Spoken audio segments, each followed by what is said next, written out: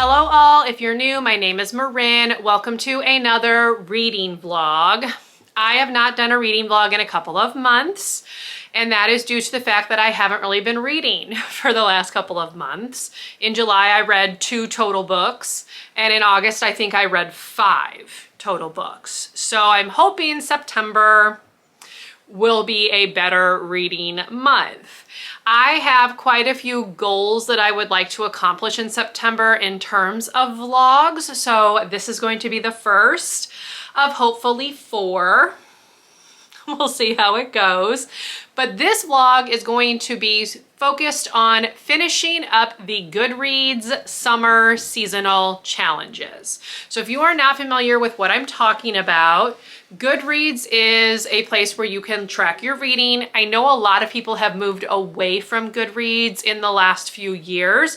I still use Goodreads. I find it the most helpful. I also like that it has an app on my phone that I can use to update.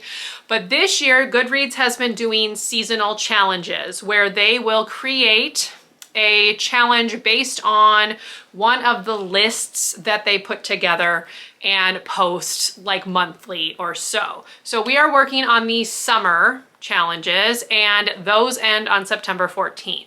So I'm gonna go ahead and screen record and show you how to get to the challenges in case you want to check them out. Obviously, there's not much time left for the summer ones, but there will be fall ones, I am sure, coming out. So let me go ahead and walk you through the steps just in case you have never actually looked at them. Now, as far as I know, I believe you need to do this through your desktop.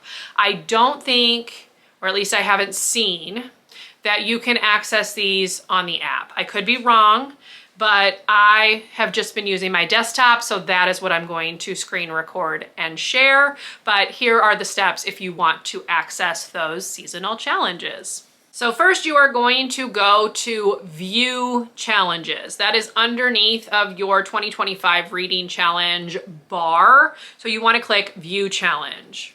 It is then going to bring up what I kind of think of as the monthly challenges. Basically, if you read a book in each of the months, you collect those challenges. And then there are a couple of other challenges that have to do with reading more than last year, completing your Goodreads goal, etc. But you're going to want to click on all achievements in this challenge, which then gives you that monthly look in a horizontal format. So you can see I have 6 challenges that I need to collect for the remainder of the year. Again, those are the monthly challenges. And then I believe they all have Nailed It, I think, is completing your challenge for 2025. I believe Stepped Up is reading more than you read last year. I don't remember what Grand Slam is, but I'll click on it to show you an example.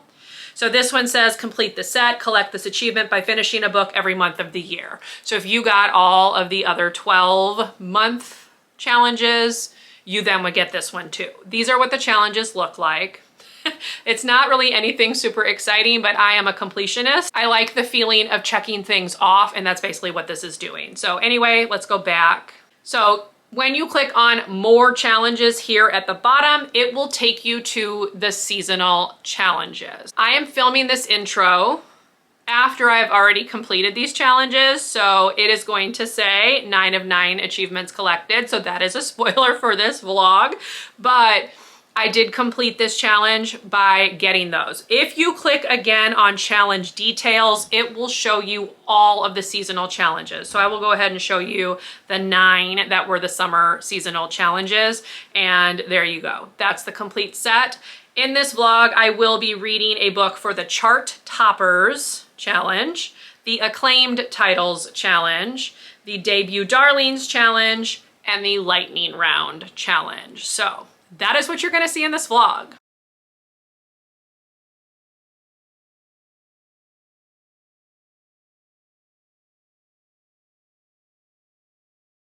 Now we're going to rewind and go back in time to the previous Marin who was reading the first book for this vlog, which was for the Debut Darlings challenge.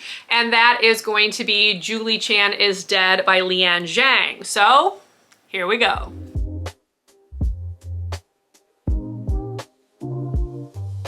Okay, I am like 2/3 of the way through Julie Chan is Dead and realized I had not come on to even talk about this book yet. So this is a very quick read. This is by Leanne Zhang. We are following Julie, who has a twin sister named Chloe. One night, Julie receives a phone call from Chloe in some distress, which concerns her, and she goes to Chloe's apartment and finds Chloe dead.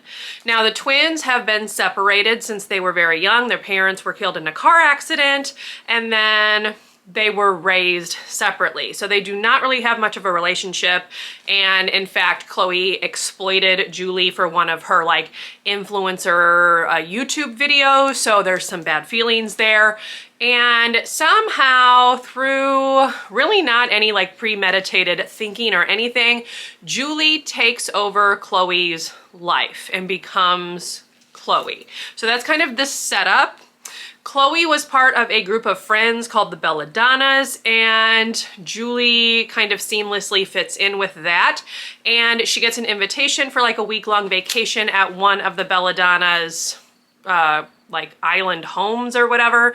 And that's kind of where I am. They have been on the island for like 1 day, 1.5 days, 2 days maybe at the point that I'm at, which is chapter 45, page 204.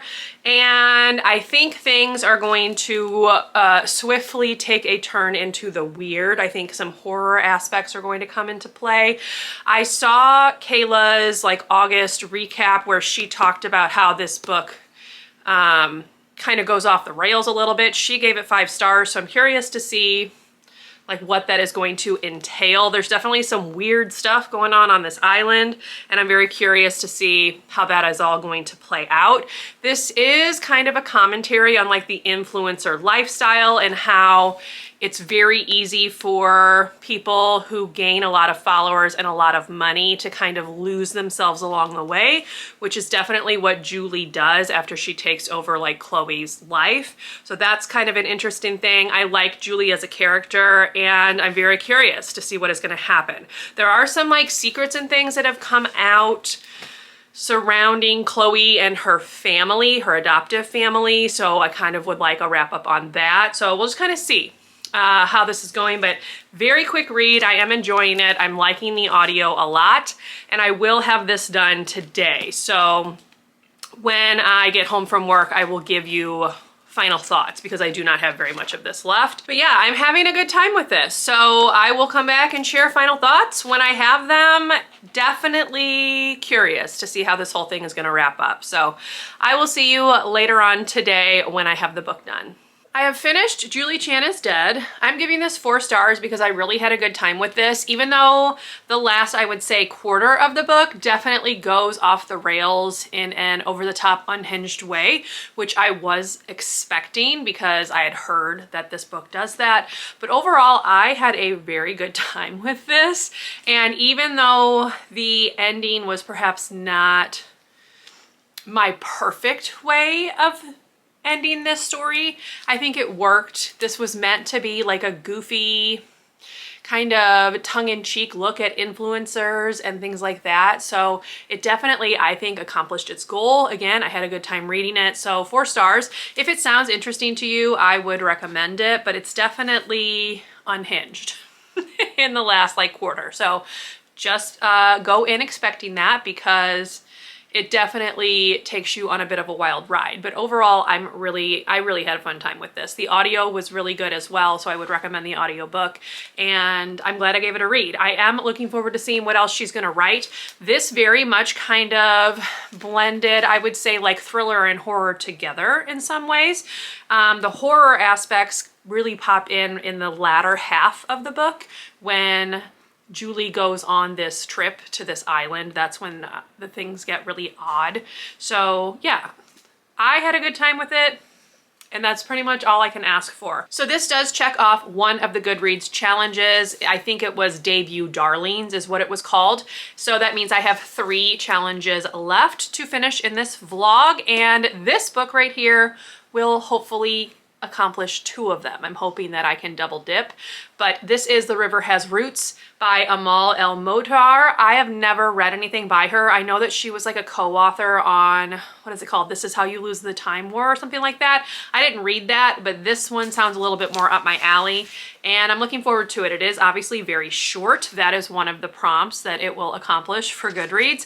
And then I cannot remember what the other one is, but I will talk about it when I get to like the halfway point. I have to look it up again. But this one says, in the small town of Thistleford on the edge of Fairy, the mysterious Hawthorne family tends the willow trees there. For as long as anyone can remember, the Hawthornes have paid tribute to the willow trees, honoring an ancient compact to sing to them in thanks for their magic. None, though, have taken up this calling more devotedly than the family's latest daughters, Esther and Isabel, who cherish each other as much as they cherish the trees. But when Esther rejects a forceful suitor in favor of a lover from the land of Fairy, not only the sisters bond, but also their lives will be at risk. So, looking forward to reading this. It is blurbed on the back by Holly Black. She is like the first author that I ever read anything fairy-like from, so that's kind of fun that she blurbed it. I'm gonna go ahead and just show you. It has like a chicken or something on the front. Very pretty, you know, silver foiling. So we will see what I think about this one. This one is very short. Again, it's more like it's a novella. I shouldn't say it's more like a novella. It is a novella. It's got 129 pages. So I will come back and chat with you at the halfway point to give you some initial thoughts. And hopefully I can finish this today. As again, it's pretty short, so hopefully that will happen. And then we can move on to the 3rd and final book for this vlog. So I will see you with an update on this one once I am at the halfway point.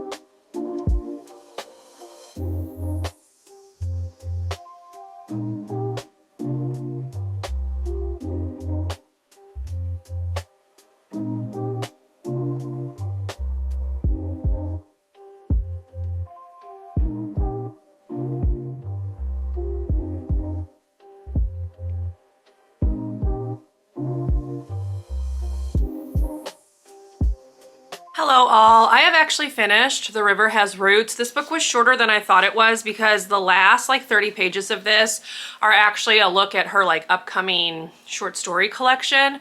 So when I calculated out how many pages I was gonna read, I realized that I did it wrong, and this story itself was actually a lot shorter than I thought it was. So this book actually has 99 pages. So I basically finished this in one sitting. I did start reading this on the way to the Pompeii exhibition, which you saw a few clips of right before this. This was at the Science Center in St. Louis, and I had a really good time with it. If it comes to your area, I would recommend if you are at all interested in that time period and the history of Pompeii. It really focused a lot on what the city was like prior to its destruction, and the section after the destruction was much smaller. So something to keep in mind. There was an audio version that I personally really enjoyed. It had a historian that kind of was taking you through some of the artifacts that were there, giving you some information about what life was like for the people in Pompeii and things like that. But I really had a good time with it, and I'm glad that I went and saw it. It leaves next Sunday, so we almost missed it, but we remembered at the last minute and were able to go see it. So on the way there, I did start reading physically The River Has Roots, and I am not gonna lie, I had a hard time reading this physically. There is something very flowery and a little over the top about the writing. It wasn't really working for me. It was taking me a very long time to just get through like one page, and usually with a book that's only 99 pages, I should be able to fly through it pretty quickly, but I really struggled. So thankfully I found an audiobook of it, and that is how I finished it. I was reading it physically and listening. One thing I will say about the audio is that it adds elements. So it adds things like music, the sound of water, background talking, things like that. So it kind of brought the story to life a little bit more and engaged me in the story a bit more. So I would recommend the audio, but I did think reading it physically and listening is probably the best way to go, because there is a lot of really beautiful artwork in here, and you would miss that if you were just listening to it. So I'll give you another example right here. Okay, so really beautiful artwork. This is a beautifully done book, and you also do learn about the chicken, like probably a quarter of the way through the story that is explained. So that was nice, because when I started this, obviously I said, I wonder what the chicken's about. So that does get answered. But yes, I am going to give this 4 stars, but I think that rating is solely because of the audio. Had I continued to kind of struggle through reading this physically, I don't think it would have rated that high. The prose borders on purple prose, in my opinion, and there were a lot of words for what the author was saying, if that makes sense. So while I'm giving it 4 stars, that's mostly because of the audio. I really thought the audio brought the story to life, so that I had the visual of the illustrations and the audio of like the ambient noises and things like that. Without those 2 things, I don't think I would have enjoyed this nearly as much as I did. So ultimately, this is the story about 2 sisters. I talked about this a little bit. The older sister has these 2 suitors that want to marry her for different reasons. She prefers one over the other. The one she prefers is from essentially fairy, and the one she does not like is from the mortal world. And something happens, and that is kind of the catalyst for the second half of the story. I liked the way that magic was like weaved into this, even though you're never completely told what the magic system is or how it works. I feel like a book about fairy that works for. So I did really like this, 4 stars, and this actually completes 2 of the challenges for the Goodreads seasonal challenge, which is nice. This was for like a book of varying lengths. Obviously this was a novella, and it was also something to do with books that have been highly rated so far this year, something like that. But you've already seen what the challenges were when you saw the title card for this. So apologies, I can't remember what they are off the top of my head. But yes, 4 stars for this. I know other people have liked reading it physically just fine, but for me, I really was struggling with the way this was written. So I don't know that I will necessarily go out of my way to read anything else by her. The next thing that she's going to publish looks to be a short story collection. Maybe that would be a better way to go, but I also don't have great luck with short story collections. So we'll kind of just see how it goes. But yes, this one is done. 2 more challenges are checked off, which is great. And now I'm going to turn my attention to The Testaments, which is the sequel to The Handmaid's Tale, and it will complete a series. So I will see you with an update on that one when I get there.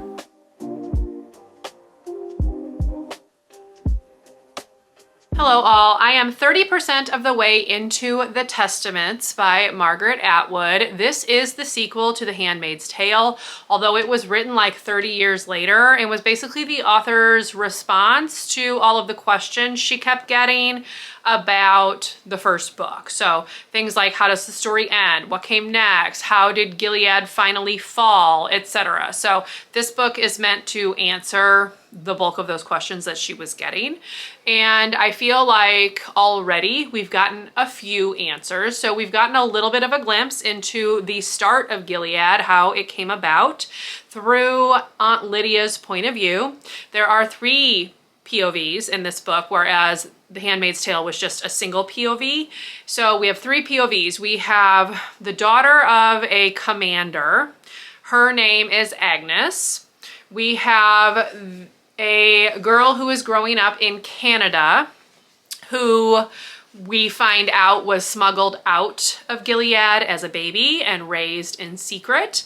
And there's like a story revolving around her. And then again, that third POV is Aunt Lydia through like a diary type thing that she is keeping, where she is writing down, basically, my cat just started my computer. Basically, she is writing down all of the secrets that she has been collecting about the people high up in Gilead. So she's hoping that eventually she will be able to release these secrets and help bring down the fall of this country. So that's kind of the setup. At this point, we just got a reveal regarding the POV who is the girl in Canada, who was the baby that was smuggled out, and a little bit of information about how Aunt Lydia came to be in her position. So just the tiniest bit. She's kind of interspersing like present day, what has just happened, like as she's writing it down, with her past to kind of give like a complete story of her life, basically. So that's where I am. Nothing otherwise has happened of note because I'm not very far into this. I do not have a physical copy of this book, so I am listening to the audio via Libby.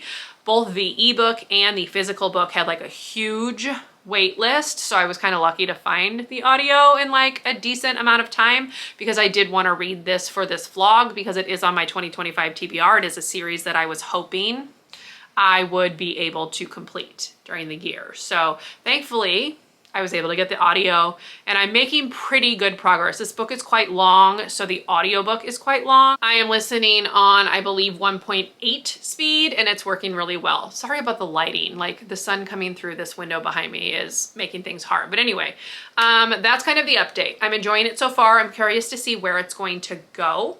And ultimately, if all of my questions from The Handmaid's Tale, which I did read several years ago at this point, but remember enough of, I'm curious to see if the questions that I can remember having are answered in this book. So yes, that's kind of my initial thought.